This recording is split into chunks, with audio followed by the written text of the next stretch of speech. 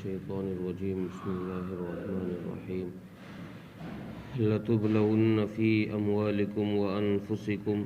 ولتسمعن من الذين أوتوا الكتاب من قبلكم ومن الذين أشركوا أذى كثيرا وإن تصبروا وتتقوا فإن ذلك من عزم الأمور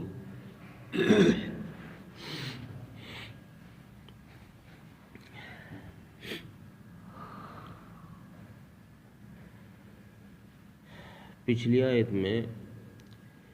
جو سارے مسلمانوں کو تسلی کی بات کہی گئی تھی اور یہ تسلی دی گئی تھی کہ دنیا کی چیزیں کسی کو مل جانا اس سے تم لوگوں کو گھبرانا نہیں ہے کہ تمہارے پاس وہ چیزیں نہیں ہیں اور لوگوں کے پاس ہے، چونکہ اصل کامیابی وہ آخرت کی کامیابی ہے۔ جو شخص جنت میں داخل ہو گیا وہ کامیاب ہے، جہنم سے بچ گیا وہ کامیاب ہے، اور جو جہنم کے داخل ہو گیا وہ ناکام ہے۔ اور یہ کامیابی اور ناکامی آخرت کی جو ہے وہ ہمیشہ کے لیے ہوگی، یہ نہیں کہ کسی کو کچھ وقت کے لیے، دنیا کے حالات تو کچھ وقت کے لیے ہوتے ہیں، وقت آتا ہے بدل جاتے، اور اگر کسی کے وقت آنے پر بدلے بھی نہیں تو موت پر تو سب کے ہی بدل جاتے ہیں۔ اس لیے مسلمانوں کو تسلی دی، اور اس آیت میں اللہ تعالیٰ نے فرمایا مسلمانوں سے کہ تم لوگوں کو تمہارے مالوں میں بھی اور تمہاری جانوں میں بھی دنیا کی زندگی میں تمہیں آزمایا جائے گا۔ آزمائشیں ضرور آئیں گی، اور اس آیت کا شان نزول تفسیر مظہری لکھتے ہیں کہ علامہ حضرت عبدالرزاق کی ایک روایت سے انہوں نے یہ اس آیت کا شان نزول لکھا ہے کہ کعب بن اشرف یہودی جنگ بدر کے بعد جب اس کعب بن اشرف یہودی نے کافروں کے سردار مارے ہوئے دیکھے کہ جنگ بدر میں 70 سردار مارے گئے ہیں اور ادھر مسلمانوں کی حکومت مضبوط ہوتی جا رہی ہے، روزانہ ان کے لوگوں میں اضافہ ہو رہا ہے، تو اس کو یہ بات برداشت نہیں ہوئی، یہ مکے گیا مدینے سے، اور مکہ جا کر اس نے کافروں کو ابھارا، ان کو غیرت دلائی، شرم دلائی وہاں کے سرداروں کو، اور ان سے کہا کہ تم یہاں آرام سے بیٹھے ہو، وہاں محمد جو ہے اپنی فوج تیار کر رہا ہے، تم چلو اس سے مقابلہ کرو۔ اور یہ کعب بن اشرف رسول اکرم صلی اللہ علیہ وسلم کی اشعار میں ہجو بھی کیا کرتا تھا، یعنی آپ کو برا بھلا کہا کرتا تھا اشعار میں۔ شعر و شاعری کا اس دور میں شوق تھا لوگوں کو، اکثر لوگ شعر و شاعری جانتے تھے، تو یہ اشعار میں رسول اکرم صلی اللہ علیہ وسلم کو برا بھلا بھی کہا کرتا تھا۔ حضرت حسان بن ثابت رضی اللہ تعالی عنہ اس کو جواب دیتے تھے، اشعار میں رسول اللہ کی طرف سے اس کو جواب بھی دیا جاتا تھا۔ جب اس کی بدماشی حد سے بڑھی تو رسول اکرم صلی اللہ علیہ وسلم نے ایک دن صحابہ اکرام رضوان اللہ علیہم اجمعین کے سامنے ذکر کیا کہ کعب کو کون ہے جو کعب کی گردن اڑا دے، گردن مار دے، تو ان کے بھانجے حضرت مسلمہ یہ تیار ہو گئے، انہوں نے کہا کہ اللہ کے نبی آپ اجازت دیں میں اڑا دیتا ہوں، میرے ماموں ہیں، میں اپنے ماموں گردن اڑا دوں گا۔ یہ کہہ کر اللہ کے نبی نے فرمایا چلو ٹھیک ہے بھائی تم یہ کام کر دو۔ یہ واپس گھر آ گئے، اب یہ سوچ میں پڑ گئے کہ میں نے رسول اللہ صلی اللہ علیہ وسلم کے بات پر لبیک تو کہہ دیا، لیکن پتہ نہیں میں اس کام کو کر بھی پاؤں گا کہ نہیں، چونکہ کعب بن اشرف بڑا آدمی ہے اور میں تو اس کے مقابلے میں چھوٹا ہی ہوں، بچہ ہی ہوں۔ اس نے گھر آ کر کھانا پینا چھوڑ دیا اور صرف اتنا کھایا گزارے لائق کہ جس سے انسان زندہ رہ سکے۔ اس بات کی اطلاع رسول اللہ صلی اللہ علیہ وسلم کو دی گئی۔ اللہ کے نبی صلی اللہ علیہ وسلم نے ان کو بلوایا اور پوچھا، مسلمہ کیا بات، تم نے کھانا کیوں چھوڑ دیا؟ انہوں نے فرمایا کہ یا رسول اللہ، میں آپ سے زبان تو دے آیا، لیکن اب مجھے یہ ڈر ہے کہ پتہ نہیں، میں کمزور آدمی، میں بچہ ہوں، میں یہ کام کر بھی سکوں گا کہ نہیں، میں آپ کی زبان، جو میں نے آپ کو زبان دی ہے، وہ آپ کا حکم پتہ نہیں پورا ہوگا نہیں مجھ سے۔ اللہ کے نبی صلی اللہ علیہ وسلم نے اسے تسلی دلائی اور فرمایا کہ مسلمہ، تمہارا کام کوشش کرنے کا، تم کوشش کرو، باقی نتیجہ ملے نہ ملے، کام ہو نہ ہو، یہ اللہ پر چھوڑ دو، تم صرف کوشش کرو۔ تو حضرت مسلمہ رسول اللہ صلی اللہ علیہ وسلم کے پاس سے واپس تشریف لائے اور انہوں نے چند صحابہ اکرام کو اکٹھا کیا، ان سے مشورہ کیا۔ سعد بن معاذ جن میں خاص طور سے ہے، سعد بن معاذ سے مشورہ کیا کہ کیا کرنا چاہیے بھائی، میں اس طرح رسول اللہ کو میں نے زبان دی ہے اور آپ کا حکم ہے کہ کعب کی گردن مارنی ہے۔ تو سعد بن معاذ رضی اللہ عنہ نے دو چار لوگ اور گنوائے کہ ایسا کرو تم ان کو اور ساتھ لے لو، اور ایک کعب بن اشرف کے رضائی بھائی تھے، وائل، نائلہ، حضرت نائلہ رضی اللہ تعالیٰ عنہ، ان کو ساتھ لیا اور ان سے کہا کہ تم ایسا کرو، مکے جاؤ کعب بن اشرف کے پاس اور ان سے جا کر کہو کہ ہم تم سے کچھ غلہ خریدنے آئے، ہمیں غلہ دے دو۔ انہوں نے کہا جی ٹھیک ہے۔ انہوں نے اپنی پلاننگ بنا لی کہ تمہیں ان سے کچھ ایسی باتیں کرنی ہیں تاکہ اس کو لگے کہ تم محمد رسول اللہ صلی اللہ علیہ وسلم کی طرف سے نہیں بھیجے گئے ہو اور تمہارے دل میں رسول اللہ کی کوئی محبت نہیں ہے، ایسی باتیں ان سے کرنا جا کے۔ یہ ان کا جب مشورہ طے ہوا تو انہوں نے رسول اللہ صلی اللہ علیہ وسلم سے جا کر، ابو نائلہ نے جا کر رسول اللہ سے اجازت لی اور فرمایا یا رسول اللہ، اگر آپ کی اجازت ہو تو ہم یہ کام تو کر دیں گے جو آپ نے مسلمہ کے سونپا ہے کہ گردن مار دیں کعب بن اشرف کی، لیکن یا رسول اللہ اگر آپ کی شان میں کوئی نازیبہ کلمات ہماری زبان سے نکل جائیں اور کچھ کہنے پڑ جائیں ہمیں بات کو گھمانے کے لیے، صحیح ان کی گردن مارنے کے لیے، تو کوئی حرج تو نہیں ہے؟ اللہ کے نبی نے فرمایا تمہیں اجازت ہے، تم چاہے جو کہو، تم اپنا کام کر دو، چاہے جو کہو، تم بات کو گھما دو، صحیح بات نہ کہی جائے کوئی بات نہیں۔ یہ اجازت لے کر آ گئے اور انہوں نے پلاننگ کر کے مکے کا راستہ اختیار کیا اور کعب بن اشرف سے جا کر یہ ملے۔ سارے ساتھیوں کو ابو نائلہ نے، جو رضائی بھائی ہے کعب بن اشرف کا، اس نے باقی ساتھیوں کو کہیں پیچھے روک دیا اور کہا کہ میں جاتا ہوں، میں ان سے بات کروں گا، میں بات کر کر آتا ہوں، پھر دیکھتے ہیں کیا ہوتا ہے۔ یہ ابو نائلہ گئے کعب بن اشرف کے پاس اور کعب بن اشرف سے کہا کہ دیکھو تمہیں تو پتہ ہے کہ ایک شخص ہے جس نے ہمارا جینا دشوار کر دیا ہے اور اس شخص کی وجہ سے ہمارے سارے تجارتی راستے بند ہو گئے ہیں، ہمارے بچے بھوکے مرنے لگے ہیں۔ تو کعب بن اشرف نے کہا کہ میں تو تم سے پہلے ہی کہہ رہا تھا اس کا ساتھ مت دو،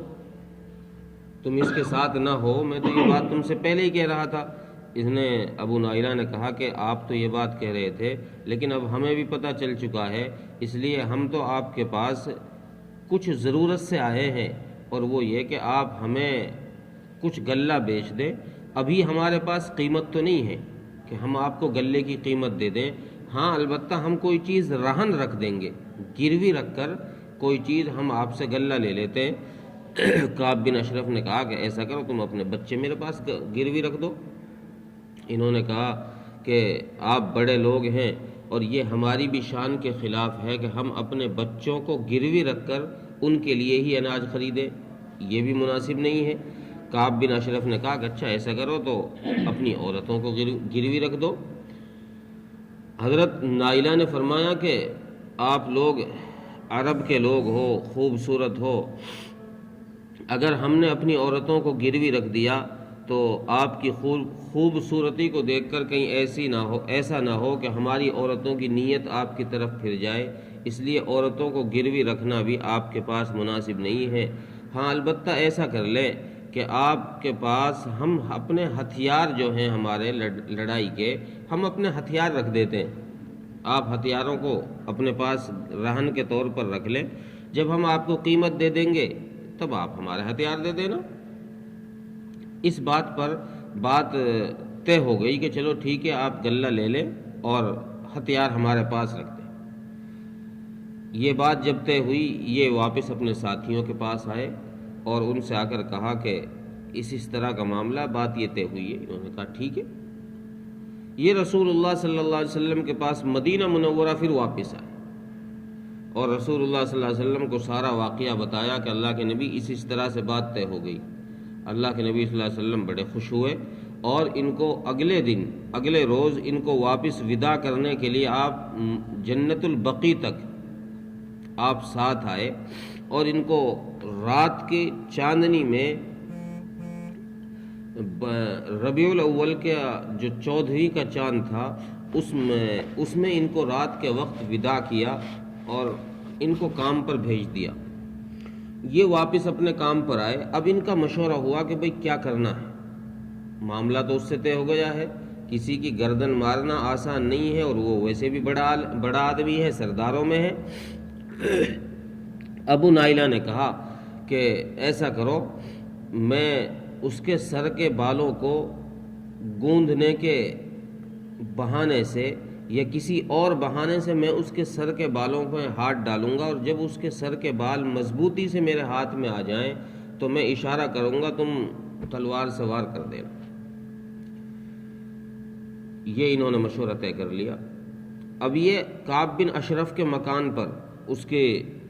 جہاں وہ رہتا تھا وہاں پہنچے۔ کعب بن اشرف نے ان دنوں نئی شادی کی تھی۔ رات کو جا کر ابو نائلہ نے اپنے باقی ساتھیوں کو پہلے روک دیا کسی جگہ پر اور خود جا کر اپنے رضائی بھائی کے پاس گئے اور جا کر آواز دی، کعب بن اشرف کو بلایا تو یہ چادر اوڑھ کر باہر کو نکل رہے تھے کہ ان کی چادر کا کونا، ان کے گھر والی نے جن سے ان کا نکاح شادی ہوئی تھی انہوں نے ان کا چادر کا کونا پکڑ لیا کہ تم اس حالت میں جا رہے ہو، تم جنگی آدمی ہو، لڑنے والے آدمی ہو، رات میں اس وقت جانا تمہیں مناسب نہیں ہے، کوئی خطرہ ہو سکتا ہے تمہاری جان کو، لڑاکو آدمی ہو تم۔ انہوں نے کہا کہ نہیں، یہ ابو نائلہ میرا رضائی بھائی ہے اور میں ویسے بھی بڑا آدمی ہوں، سردار آدمی ہوں، میں یہ میری شان کے خلاف ہے، کوئی رات میں مجھے بلائے اور میں اس سے ملنے نہ جاؤں، میں ابھی آتا ہوں، تم یہیں رکو۔ تو یہ آئے باہر کو، ابو نائلہ سے ملاقات ہوئی، انہوں نے کہا کہ ہم غلہ لینے کے لیے آ گئے ہیں، آپ ہمیں غلہ دے دیں اور کچھ باتیں کرنی ہے وہ چلتے چلتے کر لیں گے۔ انہوں نے کہا ٹھیک ہے، فلاں جگہ چلتے ہیں، وہاں چل کر لیں گے۔ اب یہ ساتھ چلتے رہے، انہوں نے تھوڑی دور اپنے ساتھیوں کو روک رکھا تھا۔ ابو نائلہ نے کہا کہ ہمارے ساتھی وہاں ہیں۔ یہ اس جگہ پہنچے تو ابو نائلہ نے ان سے کہا کہ کعب بن اشرف سے کہ بھئی آپ کے اندر سے تو بڑی اچھی خوشبو آ رہی ہے۔ انہوں نے کہا کہ ہاں، میں نے آج ہی ایک عرب کی ایسی عورت سے نکاح کیا ہے جو خوشبوئیں بہت لگاتی ہے، اس لیے اس کی وجہ سے میرے پاس سے خوشبو آ رہی۔ تو ابو نائلہ نے کہا کہ کیا میں آپ کے سر میں ہاتھ پھیر سکتا ہوں، سونگھ سکتا ہوں؟ انہوں نے کہا ہاں بالکل۔ تو ابو نائلہ نے ایک دفعہ ہاتھ پھیرا ان کے بالوں میں اور ان کو سونگا اور ان کی تعریف کی کہ بڑی اچھی خوشبو ہے۔ ان کو ایک دو دفعہ ابو نائلہ نے اس طرح کیا۔ جب ان کو اطمینان ہو گیا کعب بن اشرف کو کہ ہاں یہ کوئی حرکت نہیں ہو گئی اور یہ لوگ کسی اور ارادے سے نہیں آئے ہیں، تو ابو نائلہ نے پھر اس سے اجازت لی کہ اپنے سر میں مجھے ہاتھ پھیرنے کی ایک دفعہ، چونکہ وہ چلتے جا رہے تھے باتیں کرتے ہوئے، تو پھر اجازت مانگی کہ ایک دفعہ اور اجازت دے دیں، میں آپ کے سر میں ہاتھ پھیر لوں اور خوشبو سونگھ لوں۔ انہوں نے کہا ٹھیک ہے۔ ابو نائلہ نے اب کی دفعہ اس کے سر میں جب ہاتھ ڈالا تو آہستہ کر کے اس کے بالوں کو مضبوطی کے ساتھ پکڑ لیا اور اپنے ساتھیوں کو اشارہ کر دیا کہ کام تمام کرو۔ لوگوں نے اب ان کے ساتھیوں نے، ابو نائلہ کے جو ساتھی تھے حضرت مسلمہ اور حارث وغیرہ رضی اللہ عنہم، ان حضرات نے اس پر وار کیا، اور ایک ساتھی نے اس کا وہیں جب اس پر وار ہوئے، حملے ہوئے، تو اس نے چیخنا چلانا شروع کیا۔ جو آس پاس اور وہاں پر ان کے ڈیرے ڈلے ہوئے تھے ان میں ہر جگہ ان کی آواز پہنچی تو لوگوں نے آگ روشن کرنی شروع کر دی۔ انہوں نے ان میں سے کسی ایک ساتھی نے، حضرت مسلمہ نے یا حضرت حارث نے، آگے سے ان کے گردن پر تلوار سے اس کی گردن کو الگ کر دیا۔ اس دوران کسی انہی کی ساتھیوں میں سے کسی کی تلوار سے حضرت حارث کے زخم لگ گیا سر میں، ابو نائلہ کے ساتھیوں میں سے۔ حضرت حارث کے سر سے خون بہنے لگا۔ یہ جب انہوں نے، کعب بن اشرف نے شور مچایا تو لوگ ادھر ادھر سے اکٹھا ہونے شروع ہوئے، تو یہ ان کی گردن اڑا کر اور ساتھ لے کر گردن کو بھاگ دیے۔ حضرت حارث کے سر میں چونکہ ان کی تلوار سے چوٹ لگ گئی تھی، حضرت حارث پیچھے رہ گئے، تو حضرت حارث نے ان کو آواز دے کر کہا کہ تم مجھے کہاں چھوڑ کر جا رہے ہو، مجھے بھی ساتھ لے کر چلو، اور اگر نہیں لے جا سکتے تو ایسا کرو میرا تم سلام بول دینا بس رسول اللہ سے۔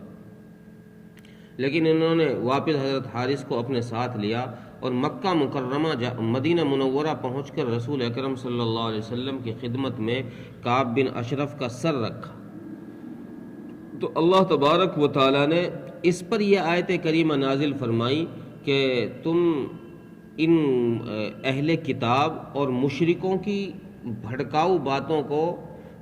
باتوں کا جواب نہ دو۔ یہ جو تمہیں ایذا اور تکلیف کی باتیں، جو کعب بن اشرف نے تکلیف کی باتیں کی تھی، رسول اللہ کی ہجو کی تھی اور لوگوں کو آپ کے خلاف بھڑکایا تھا، تو اللہ تبارک و تعالیٰ نے اس سے روکا ہے مسلمانوں کو کہ تم کسی کو مارو نہیں اس وجہ سے کہ وہ تمہارے خلاف بول رہا ہے، تمہارے خلاف کسی کو بھڑکا رہا ہے۔ اور اللہ فرما رہے ہیں کہ وَإِن تَصْبِرُوا وَتَتَّقُوا، اگر تمہاری کوئی مخالفت کرے، تمہارے خلاف کوئی کسی کو بھڑکائے یا تمہیں گالیاں دے اور کوئی ایسی حرکت کرے جس سے تمہیں غصہ آئے، تو اس ایسے غصے کے وقت تمہیں صبر کرنا زیادہ بہتر ہے۔ صبر کرنا اور پرہیزگاری اختیار کرنا، وَإِن تَصْبِرُوا وَتَتَّقُوا، یہ دو کام کرنا تمہارے لیے زیادہ بہتر ہے۔ کیوں؟ اس لیے کہ یہ بڑے کاموں میں سے ہے۔ فَإِنَّ ذَلِكَ مِنْ عَزْمِ الْأُمُورِ، یہ صبر کرنا اور تقوی کرنا یہ بڑے کاموں میں سے ہے، یہ چھوٹا کام نہیں ہے، ہر ایک کے بس کی بات نہیں ہے۔ اس لیے مسلمانوں کو یہ تسلی دی گئی کہ بھئی اگر آئندہ کوئی ایسی حرکت ہو جائے، کوئی تمہاری برائی کرے، تو اس کے خلاف ایسا ایکشن نہیں لینا کہ اس کو تم نے مار ہی ڈالنا ہے۔ یہاں اس آیت سے امام شافعی رحمۃ اللہ علیہ نے یہ مسئلہ نکالا ہے کہ اگر کوئی شخص رسول اللہ صلی اللہ علیہ وسلم کی شان میں گستاخی کرے اور آپ کو گالیاں دے یا کوئی اور ایسے نازیبا کلمات کہے تو اس شخص کو قتل کرنا جائز ہے۔ امام ابو حنیفہ رحمۃ اللہ علیہ فرماتے ہیں کہ قتل کرنا تو جائز ہے، لیکن اگر وہ ذمی ہو، تمہارے یعنی تم مسلم کنٹری ہے اور اس میں وہ عہد کے طور پر رہ رہا ہے، عہد لے کر تمہارے پاس رہ رہا ہے، ایسا شخص پھر گستاخی کر دے تو اس شخص کو اب قتل نہیں کیا جائے گا، اس کو اب قتل نہیں کیا جائے گا جو تمہارے شہر میں یا تمہارے ملک میں امن پر رہ رہا۔ تو اللہ تبارک و تعالیٰ نے مسلمانوں کو ساری دنیا کے قیامت تک کے آنے والے ایک ایک انسان کو اس بات کی تسلی دی اور ان کو سمجھایا کہ تم کسی بھی اہل کتاب کی طرف سے یا کسی مشرک کی طرف سے کوئی غلط بات رسول اللہ کی شان میں سنو یا اللہ کی شان میں سنو یا کوئی تمہارے ہی خلاف کوئی ایسی بکواسیں کرے تو تمہیں صبر کرنا ہے اور تقوی اختیار کرنا ہے، یہ بڑے کاموں میں سے ہے یہ کام۔ ترجمہ دیکھیں،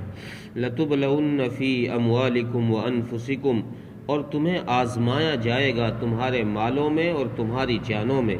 وَلَتَسْمَعُنَّ مِنَ الَّذِينَ أُوتُوا الْكِتَابَ مِنْ قَبْلِكُمْ وَمِنَ الَّذِينَ أَشْرَكُوا أَذًى كَثِيرًا، اور تم کو اہل کتاب کی طرف سے اور ان لوگوں کی طرف سے جو مشرک ہیں بہت ساری ایسی باتیں سننے کو ملیں گی جو تم کو تکلیف دینے والی ہوں۔ وَإِن تَصْبِرُوا وَتَتَّقُوا، اگر تم نے اس وقت میں صبر کیا اور پرہیزگاری اختیار کی تو فَإِنَّ ذَلِكَ مِنْ عَزْمِ الْأُمُورِ، تو یہ تمہارا بڑا کام ہوگا کیونکہ یہ بڑے کاموں میں سے ہے۔ اللہ تعالیٰ عمل کی توفیق عطا فرمائے۔